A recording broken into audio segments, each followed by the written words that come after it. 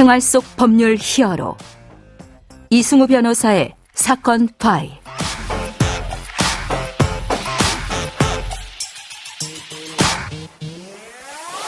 안녕하세요. 사건 파일 이승우 변호사입니다. 각종 사건 사고에서 여러분을 구해드리겠습니다. 오늘 열어볼 사건 파일은 분양 사기 관련 사건입니다.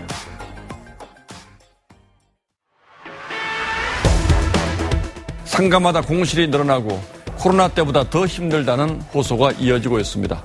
돈 벌어서 이자도 못 갚는 이른바 존비 기업도 900곳이 넘는 것으로 파악됐습니다. 부동산 경기가 하락하고 기업의 실적 악화와 구조 조정이 이어지고 있습니다. 비대면 근무의 확대와 맞물려서 오피스와 상가의 공실도 점차 늘어나고 있습니다. 상가가 분양되었더라도 그 상가 분양의 정보가 수분양자에게 전달된 내용과 전혀 다른 부분이 있었다면 그 분양 자체를 취소하고 또 형사적으로 고소해서 문제를 해결할 수 있을까요? 법무법인 법승의 경제범죄 전문 변호사 박기태 변호사와 그 내용 알아보도록 하겠습니다. 안녕하세요, 변호사님. 네, 안녕하세요. 자, 진짜로 이제 거리를 지나가다 보면 1층 되게 목이 좋아 보이는 그런 곳에도 네. 상가 공실들이 상당히 눈에 띄는 요즘입니다.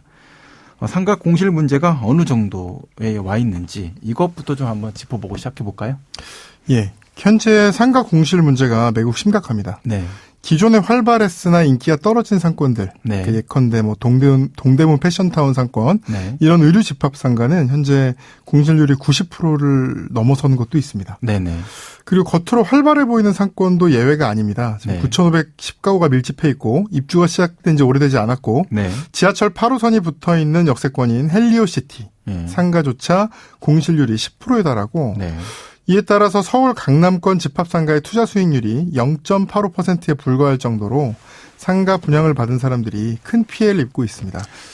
예, 온라인 쇼핑몰 자체가 또 늘어나기도 하고 네. 비대면 거래나 다양한 형태의 전자상 거래들이 있다 보니까 또 이런 현상도 두드러지는 것 같은데 예.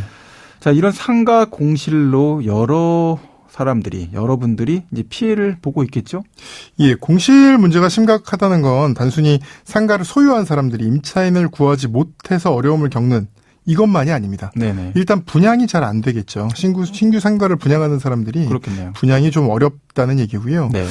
보통 이제 시행사들이 주택 분양을 통해서 좀 이윤을 많이 못 봅니다. 그래서 네. 상가 분양을 통해서 이윤을 거두는 경우가 많기 때문에 네네. 상가 분양의 성적이 사실상 시행사의 생존 문제거든요.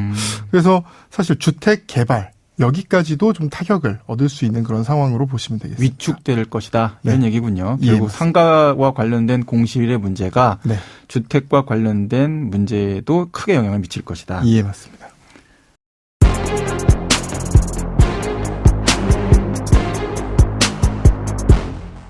자, 이제 이런 공실 문제가 이어지면서 상가 분양 사기도 일어나고 있다라는 것이 또 문제인데요. 예. 아까 말씀드렸듯이 시행사의 경우에는 네. 상가를 얼마나 분양할 수 있는가가 생존을 결정짓는 문제입니다. 네네. 그렇기 때문에 일부 시행사들은 어떤 사기성의 광고 등을 통해서 네. 자신들의 어려움을 수분양자, 그러니까 네. 분양받는 사람에게 떠넘기는 경우들이 있고요. 네. 그것 때문에 상가를 분양받았다가 피해를 입는 경우도 많습니다. 네네. 이러면 분양을 받은 사람들은 이제 거액의 빚을 떠안고 뭐 몇십 년간 이자를 내면서 예. 임차인이 들어오지 않거나 네. 굉장히 염가의 임차인을 들이는 경우들도 있는데요. 네네. 이런 빚과 이자에 시달리게 되는 경우들이 많습니다. 네네. 예를 들어서 지금 뭐 이렇게 뭐 인생 네컷이라든가 어떤 사진, 무인 뭐 코인 노래방, 네네. 코인 뭐 이렇게 사진 찍는 그런 점포들이 많은데요. 많죠. 이런 점포들의 태반은 사실 임차인을 구하지를 못해서 네. 이 점포, 그러니까 놀릴 수는 없으니까 인건비가 최대한 적게 되는 식으로 네네. 입점한 경우들이 굉장히 많은데 네네. 이런 점포들이 굉장히 많다는 걸 보면 현재 미분양 문제가 얼마나 심각한지 알 수가 있습니다. 비어있는 공간이 아니도록 네. 만들기 위해서 무인 점포를 설치하는 경우들이 많고 네. 저런 상가에 저렇게 구성을 해서 무인 점포한 게 수익이 날까? 이렇게 좀 궁금해지는 부분들은 예. 그럴 개연성이 있다. 예. 이런 얘기군요. 예, 맞습니다. 상가 분양 사기는 보통 어떤 식으로 이루어집니까?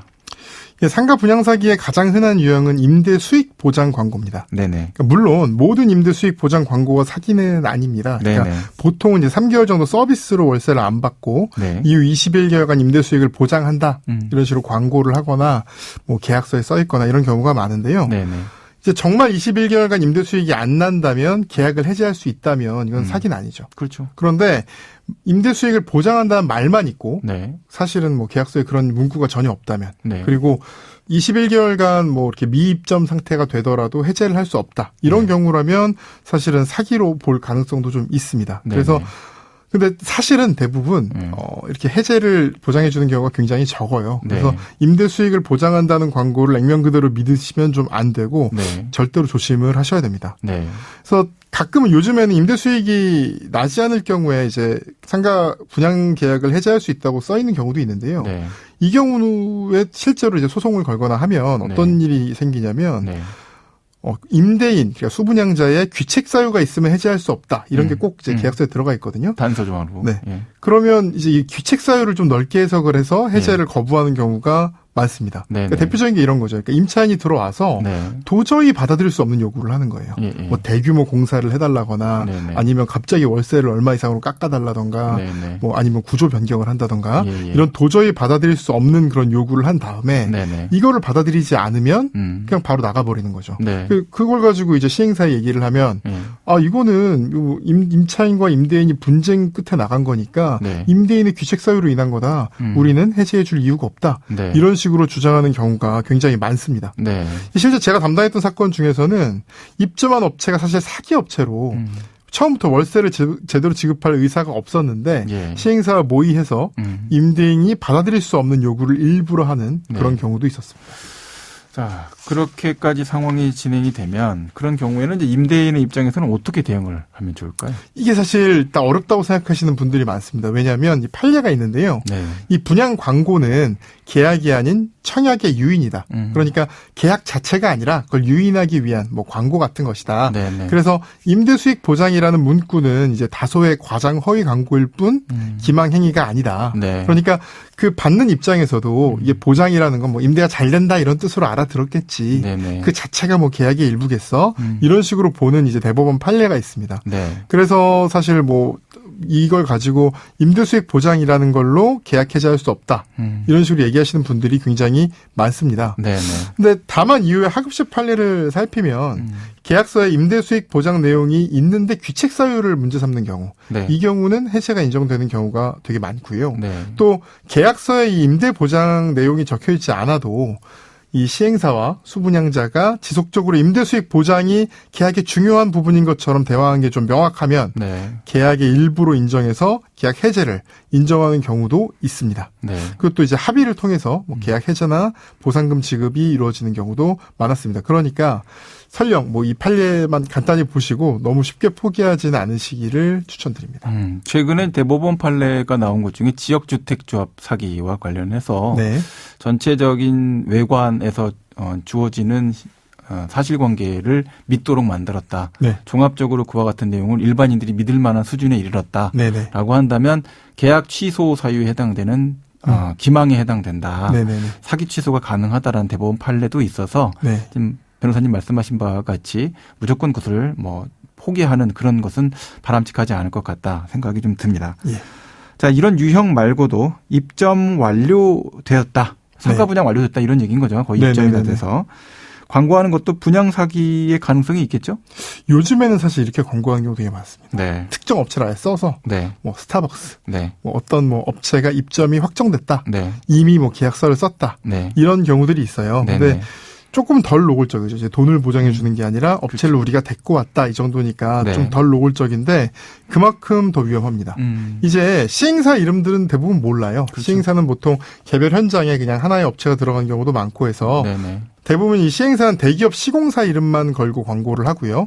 또 누구나 알 수 있고 신뢰할 수밖에 없는 업체가 입점 확정됐다 이렇게 광고를 합니다. 그런데 임대차 계약서를 미리 안 쓴 경우가 사실은 대부분이거든요. 왜냐하면 보통 준공이 나기 전에 이런 광고를 하기 때문에 준공이 나야 이제 임대차 계약서를 뭐 체결을 하든가 할 거 아닙니까?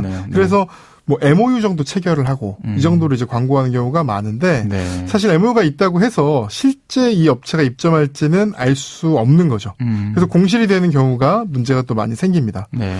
지금까지 박기태 변호사와 함께했습니다. 오늘 말씀 고맙습니다. 네, 감사합니다. 생활 속 법률 히어로 이승우 변호사였습니다. 내일도 사건에서 여러분들을 구해드릴 사건 파일 함께 열겠습니다.